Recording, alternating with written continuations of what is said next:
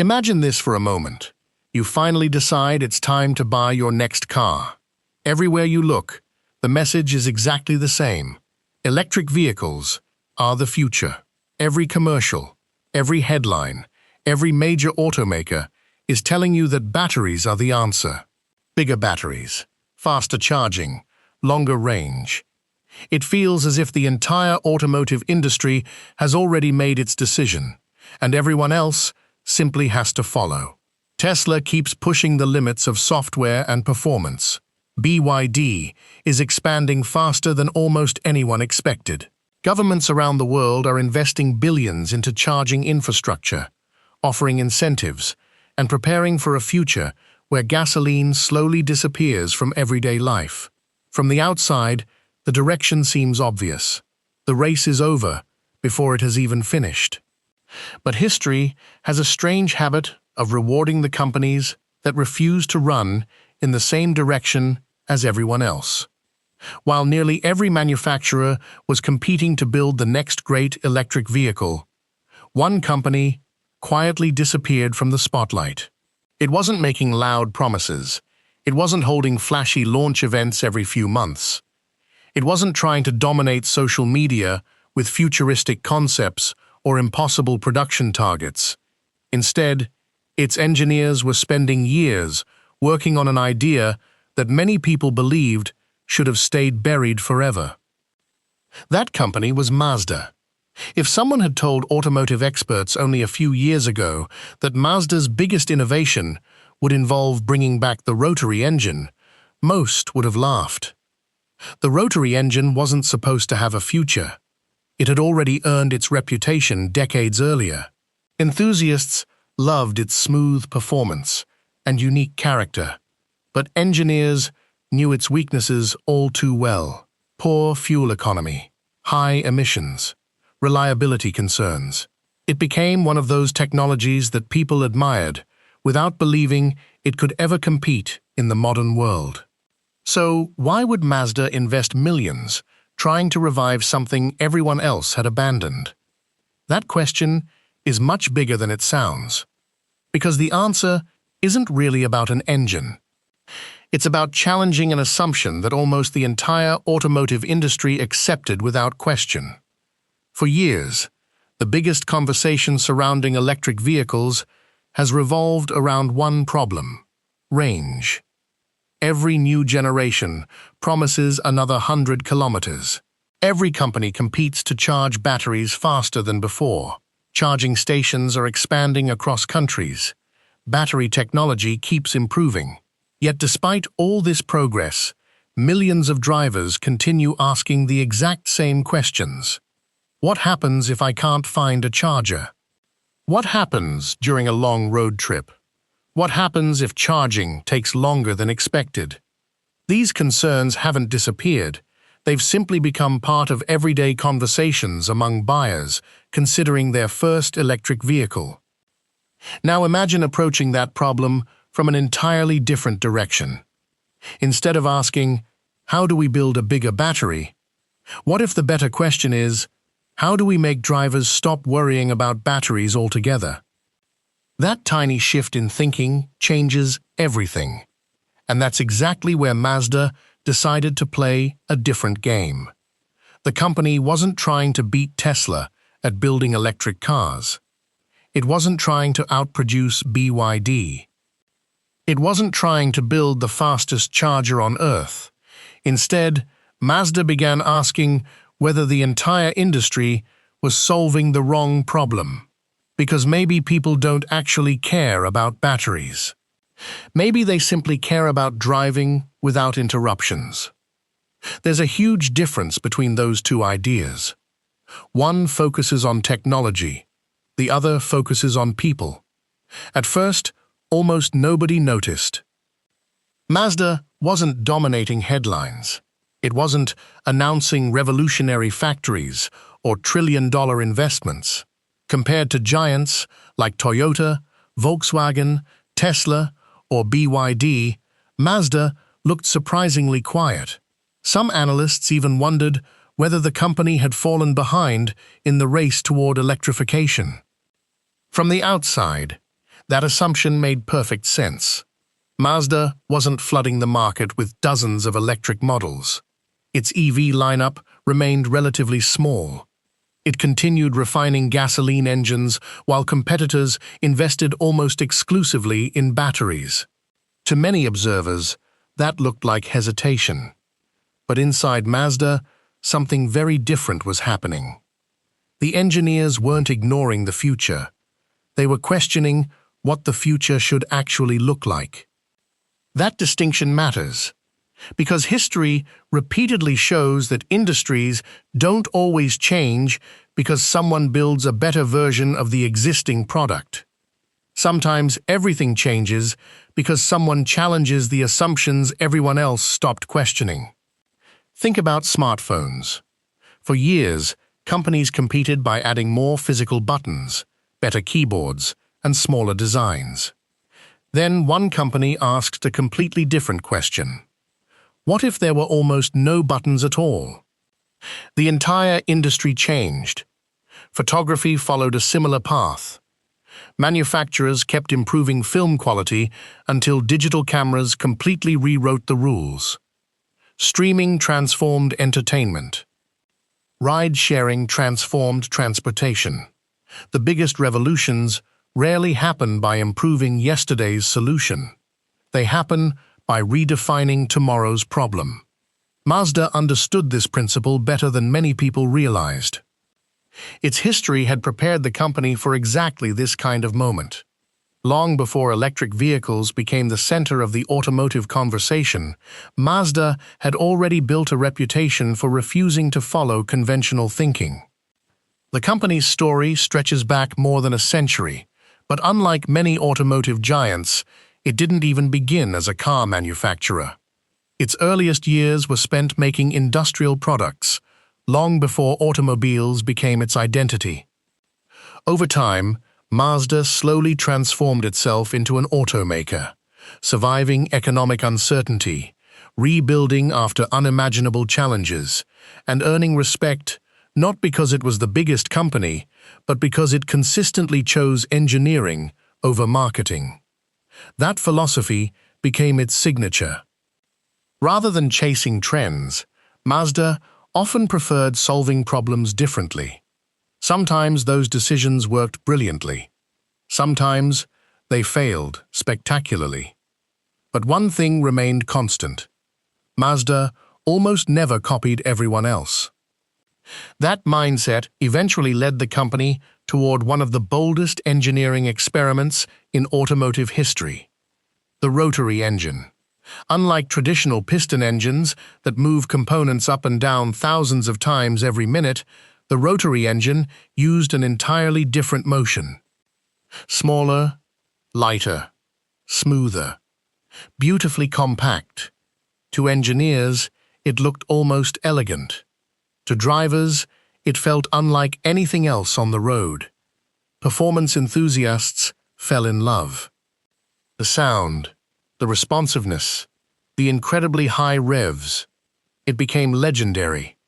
But legends often come with flaws, and those flaws eventually became impossible to ignore. Fuel consumption remained stubbornly high. Emissions regulations became stricter every year. Durability concerns refused to disappear.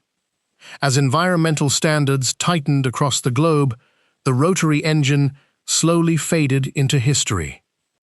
Most people assumed that chapter had ended forever. Even Mazda appeared to move on. Years passed. Electric vehicles arrived. Battery technology accelerated. Charging infrastructure expanded. Governments announced future bans on gasoline-powered cars. Everything pointed toward one inevitable conclusion: the rotary engine belonged in museums. Except, Mazda never completely stopped thinking about it. And hidden behind years of quiet research was an idea that almost nobody outside the company saw coming. Because what if the rotary engine had never actually failed? What if it had simply been given the wrong job? That single question would eventually reshape everything Mazda had been building in secret. And once the answer became clear, even some of the biggest names in the automotive industry had to start paying attention. The answer wasn't obvious at first. Even inside Mazda, bringing back the rotary engine sounded risky. Engineers knew its history better than anyone. They knew exactly why it had disappeared. The engine had earned a loyal fan base, but loyalty alone could never justify bringing it into a future defined by strict emissions standards and relentless efficiency targets. If they simply rebuilt the old engine, it would fail all over again. So they didn't start by asking how to improve the rotary engine. They started by asking a far more important question. What if the engine no longer had to do the job it was originally designed for? That question changed everything. For over 100 years, combustion engines had one responsibility: burn fuel, create power, send that power directly to the wheels. Every improvement made over decades followed that same principle: more horsepower, better efficiency, lower emissions. But Mazda realized that electric motors had already solved one part of that equation. Electric motors were incredibly smooth. They delivered instant torque. They were quiet, responsive, and surprisingly simple compared to traditional drivetrains. So perhaps the combustion engine didn't need to drive the wheels anymore. Perhaps it only needed to do one thing exceptionally well: generate electricity. That sounds like a small difference. In reality, it's a completely different philosophy. Imagine hiring an Olympic sprinter to run a marathon every day. Eventually, exhaustion becomes unavoidable because the athlete is performing a job that doesn't match their greatest strength. But ask that same sprinter to run short, controlled bursts at the perfect pace, and suddenly, everything changes. The same athlete performs better because the role has changed. Mazda applied that exact logic to its rotary engine. Instead of forcing it to operate under constantly changing speeds, sudden acceleration, stop-and-go traffic, steep mountain climbs, and endless highway cruising, the engine would now work in conditions it could control almost perfectly. Steady, efficient, predictable. Instead of reacting every second to the driver's right foot, it would quietly produce electricity whenever it was needed. At first glance, that may not sound revolutionary. But hidden inside that decision was the solution to problems engineers had been fighting for decades. When an engine constantly changes speed, fuel consumption fluctuates. Temperatures rise and fall unpredictably. Components experience greater stress. Efficiency rises and drops every few seconds. Those constant changes make optimization incredibly difficult. Now imagine removing almost all of that chaos. Suddenly, the engine operates within its ideal range. Fuel burns more efficiently. Heat becomes easier to manage. Wear decreases. Performance becomes more consistent. Instead of constantly chasing perfection, the engine spends most of its life already there. This wasn't about making an old technology survive. It was about allowing it to finally perform the job it may have been best suited for all along. And once Mazda committed to that idea, every other piece of the puzzle began falling into place. The engineers revisited nearly every weakness critics had identified over the years. Fuel delivery became dramatically more precise. Earlier rotary engines often wasted small amounts of fuel because combustion wasn't perfectly controlled. Modern direct injection systems changed that. Every drop of fuel could now be delivered with remarkable accuracy, improving both efficiency and performance at the same time. Heat management became another priority. Older rotary engines earned a reputation for running hot, especially under demanding conditions. Excessive heat shortened component life and reduced long-term reliability. Mazda redesigned internal cooling passages, improved airflow throughout the engine, and developed far more effective thermal management systems. The goal wasn't simply preventing overheating. It was maintaining nearly ideal operating temperatures regardless of driving conditions. Then came friction. Inside any engine, countless moving parts constantly rub against one another. Even microscopic resistance steals efficiency over thousands of hours of operation. Advances in modern materials gave Mazda opportunities previous generations of engineers never had. New low-friction coatings, stronger alloys, and improved manufacturing precision reduced mechanical losses significantly. Individually, none of these improvements seemed revolutionary. Together, they transformed the entire character of the engine. But perhaps the biggest surprise had nothing to do with power. It had everything to do with size. The rotary engine had always been astonishingly compact compared to conventional piston engines producing similar output. That advantage had existed for decades, yet few people fully appreciated its importance. In an age where every centimeter inside an electric vehicle matters, compactness suddenly became one of the most valuable engineering assets imaginable. A smaller engine leaves room for a larger battery, or additional safety structures, or more cabin space, or improved cargo capacity. Modern vehicle design is a constant battle against limited space. Mazda suddenly possessed a unique advantage that many competitors couldn't easily replicate. The engine itself occupied remarkably little room while quietly extending driving range in the background. From the driver's perspective, something almost magical happened. You pressed the accelerator. The electric motor responded instantly. The car moved with the smoothness people had come to expect from premium electric vehicles. No shifting gears. No vibration through the steering wheel. No hesitation. Just effortless acceleration. Some drivers wouldn't even realize the rotary engine had started working, because it wasn't trying to announce itself. It wasn't competing for attention. It was simply doing its job in silence. And that's where Mazda's engineers became almost obsessive. Noise reduction, vibration control, software calibration, power management. Every transition between battery power and electricity generated by the rotary engine needed to feel invisible.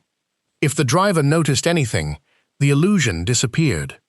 That level of refinement required thousands upon thousands of hours of testing. Different climates, different altitudes, heavy traffic, long highway journeys, cold starts, summer heat. Everything had to feel seamless. The driver wasn't supposed to think about engines anymore. They were only supposed to enjoy driving. That philosophy reflected something Mazda had believed for decades.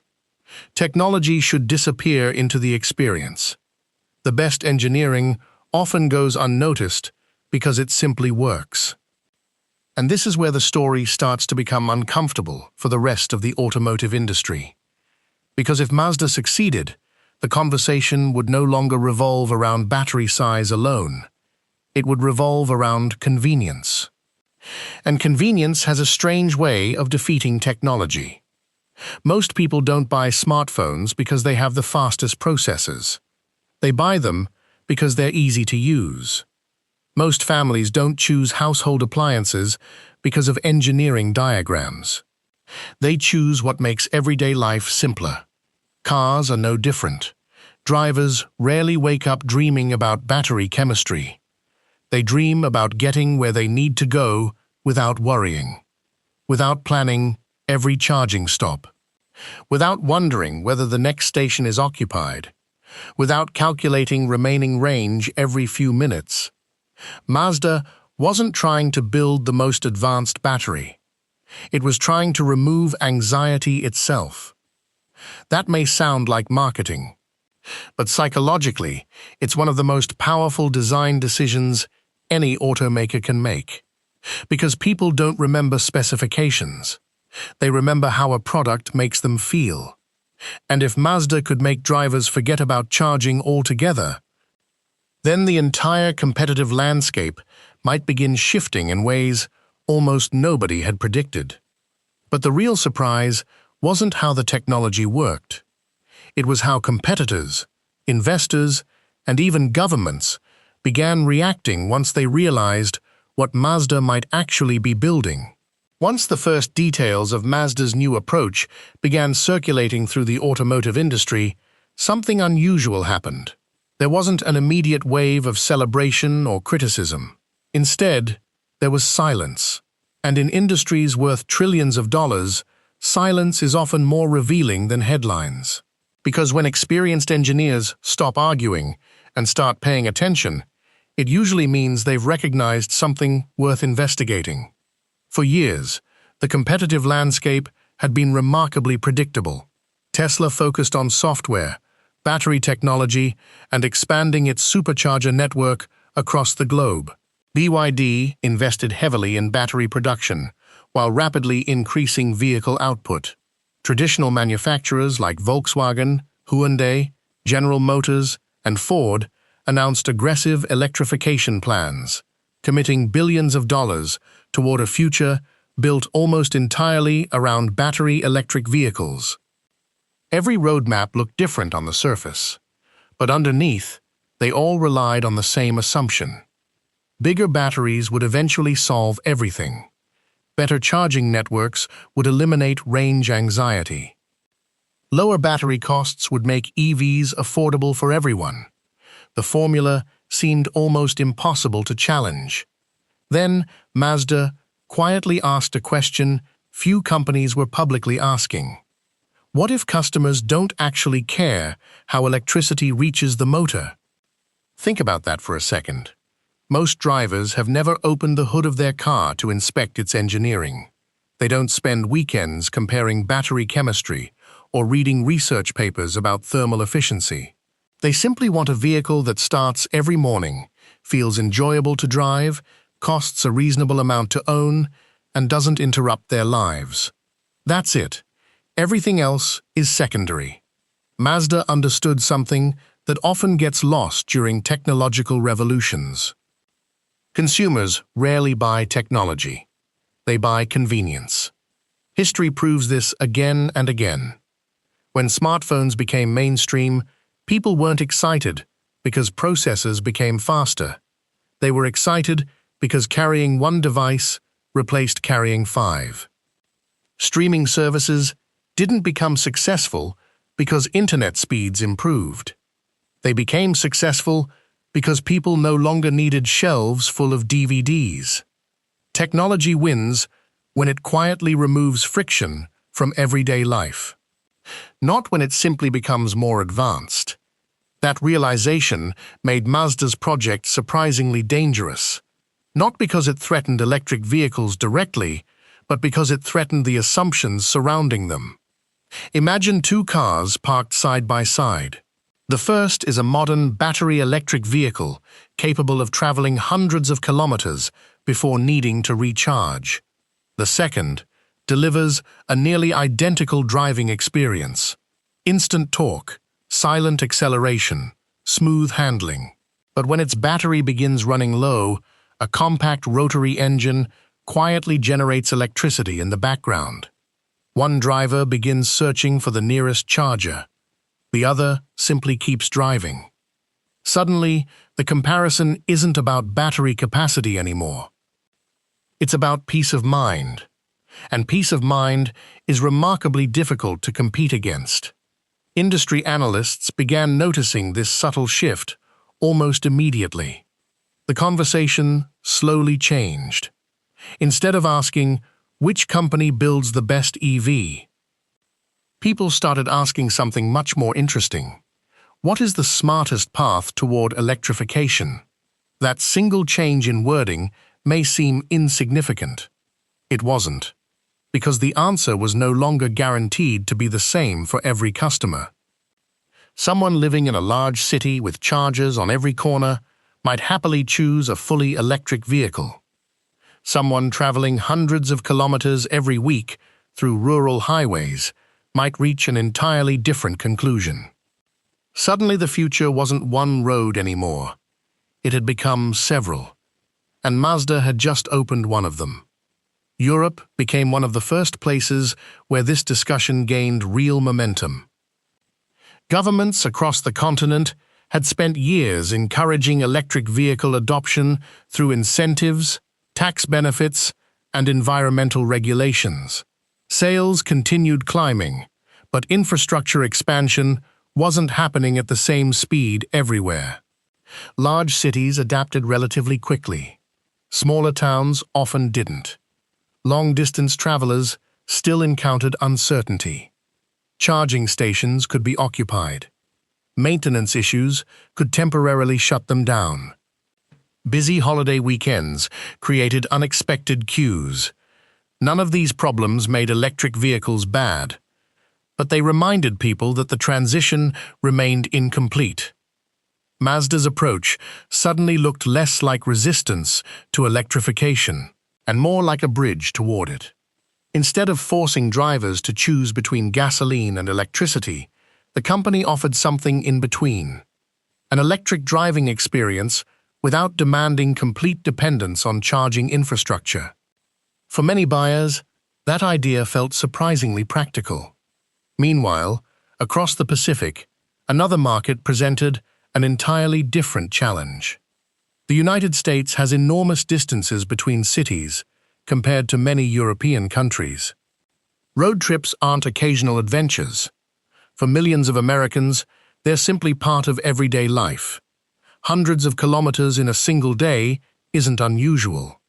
In that environment, charging convenience becomes even more important.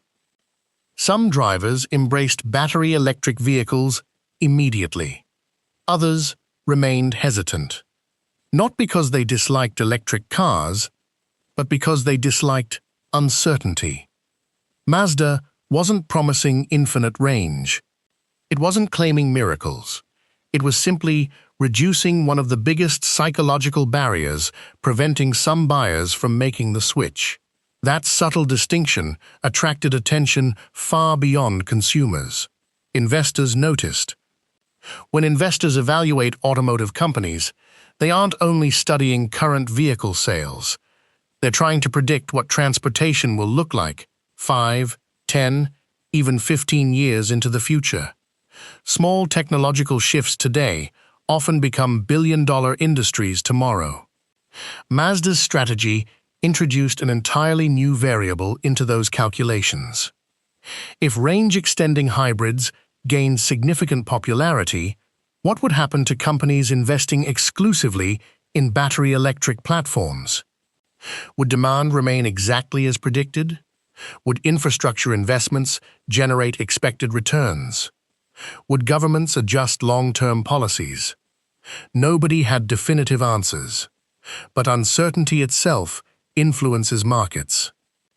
Automotive executives rarely admit concern publicly. That's understandable. Confidence is part of leadership. Yet behind closed doors, companies constantly evaluate competitor strategies. They benchmark technologies, study patents, purchase rival vehicles, disassemble components, analyze software. Nothing goes unnoticed. When one manufacturer discovers an unexpected advantage, others move quickly to understand it. Reports soon suggested that several automakers had begun increasing research into compact range-extending systems of their own, not because they believed battery electric vehicles had failed, but because flexibility suddenly appeared valuable again. The industry's future no longer looked like a straight highway. It looked like an intersection, and everyone wanted to avoid choosing the wrong direction. But perhaps the biggest misunderstanding surrounding Mazda's project was the idea that it represented a step backward. It didn't. In many ways, it represented an evolution. The company wasn't rejecting electric motors. It was embracing them. It wasn't rejecting cleaner transportation.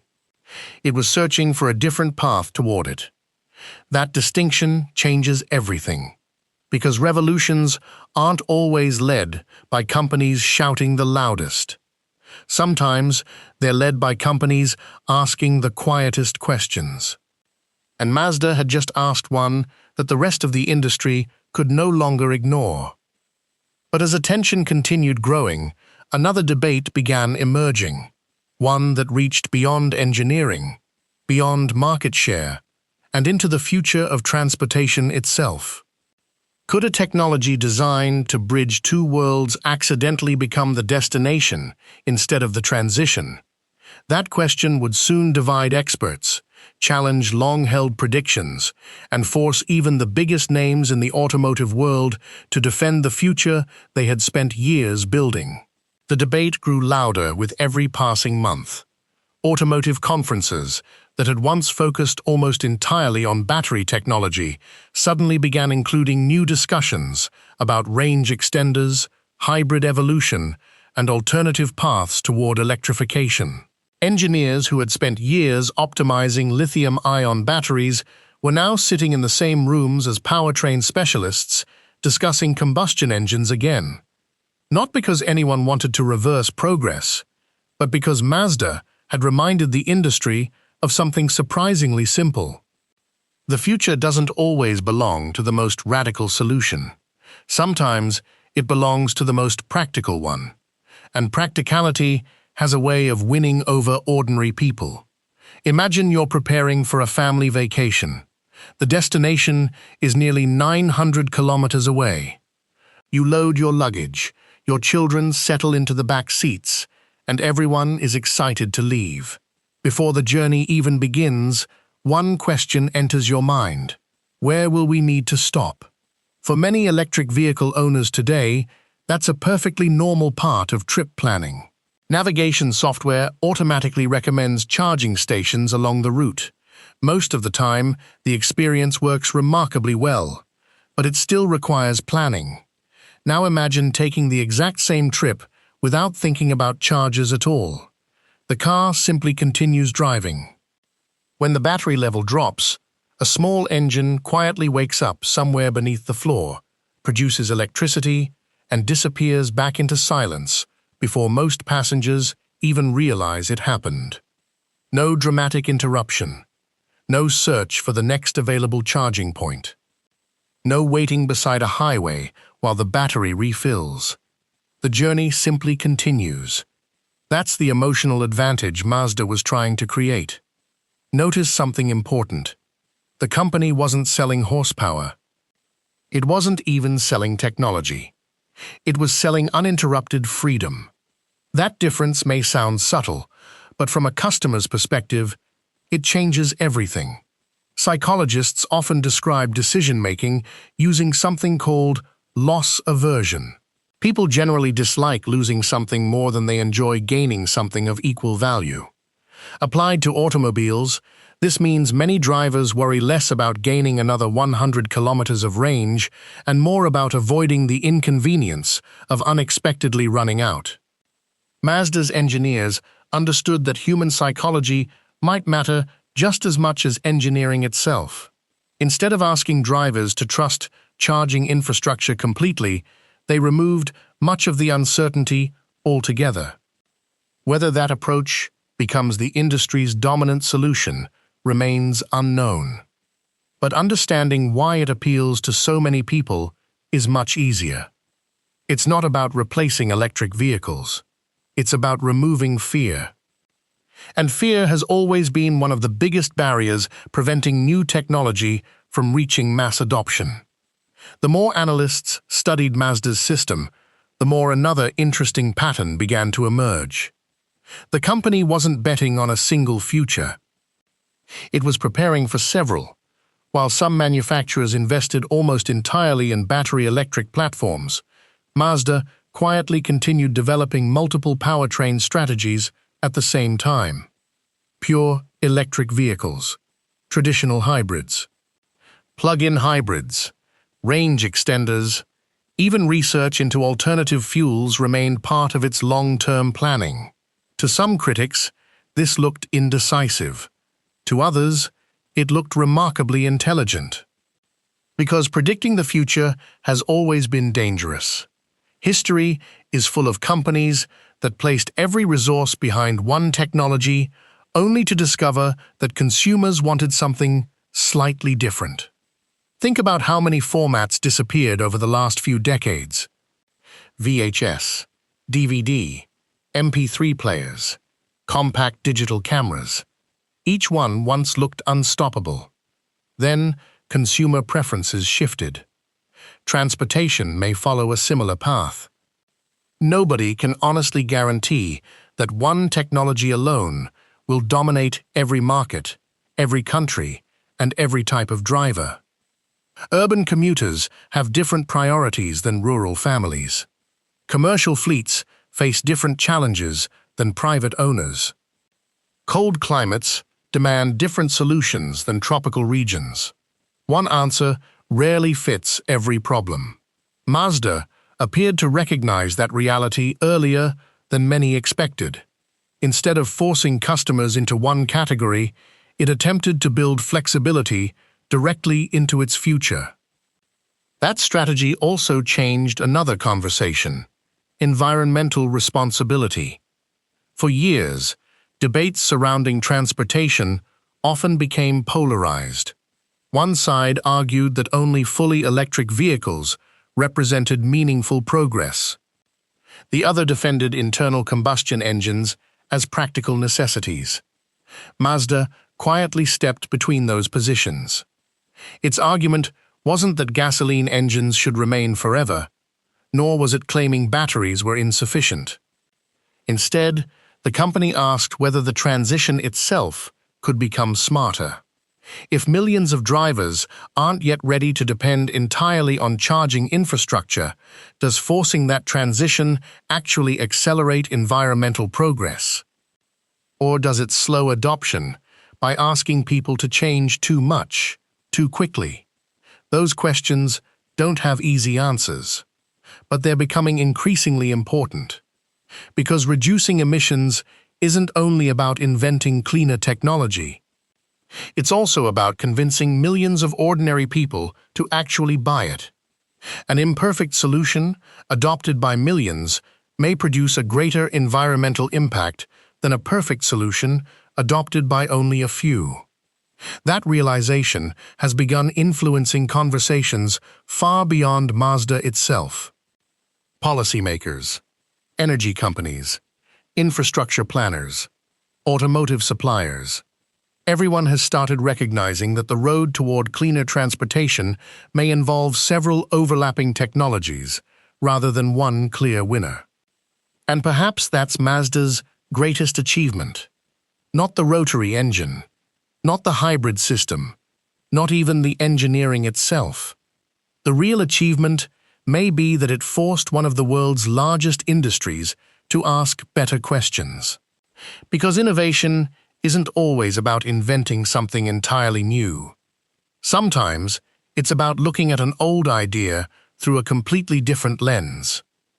The rotary engine didn't suddenly become revolutionary because its shape changed overnight. It became revolutionary because its purpose changed. And changing purpose can be far more powerful than changing design. Yet despite all the excitement, one reality remains impossible to ignore. Building impressive technology inside a laboratory is one challenge. Convincing millions of people to trust it with their daily lives is something else entirely. Mazda had captured the world's attention. Now it faced the much harder task of proving that its bold vision could survive outside engineering presentations and prototype demonstrations. Because history remembers many brilliant ideas, but it only remembers a handful that truly changed the world. And whether Mazda's gamble becomes one of those stories is a question that only the next decade can answer.